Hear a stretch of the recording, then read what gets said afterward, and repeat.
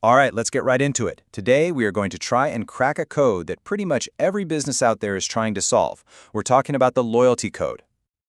I mean, seriously, think about it for a second. The coffee you buy, the phone in your pocket, your favorite pair of shoes. There are a million options out there. So what is it that really earns your loyalty? Is it just about the product itself, or is there something else, something deeper going on?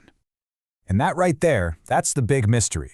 Because when you've got a bunch of companies all selling basically the same thing, it's super easy for customers to just change their minds. And believe me, trying to keep you, the customer, from switching is a massive, massive headache for businesses. So to figure this out, we're going to look at a really fascinating piece of research that acts like our lead investigator. And our first big clue?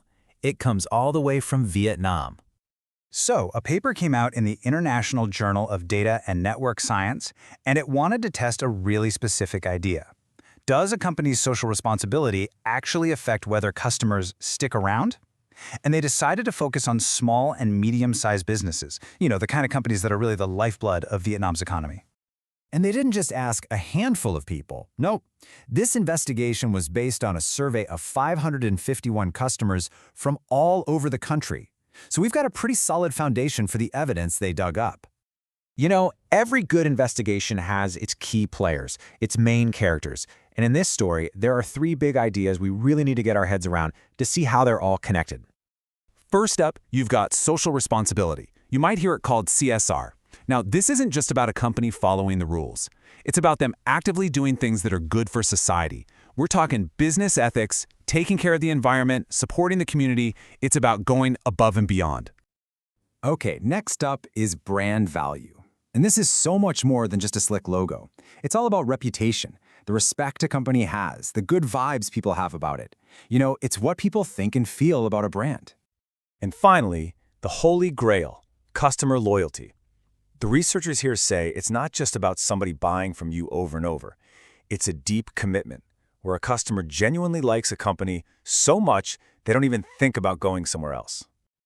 Okay, so this is basically the researcher's roadmap. Now, I know it looks a little complicated, but the idea behind it is actually pretty simple.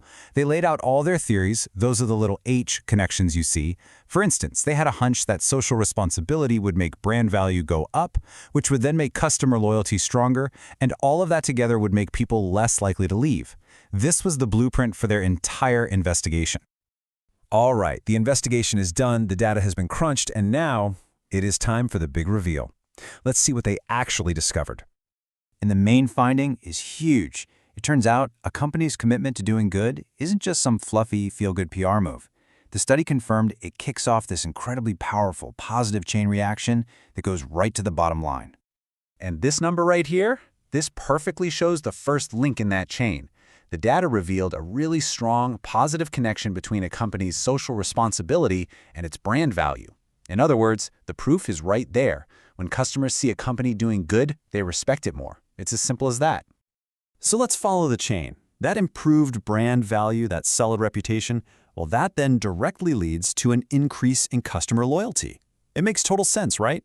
People want to stick with brands they trust, brands they actually admire. So here is the crucial takeaway.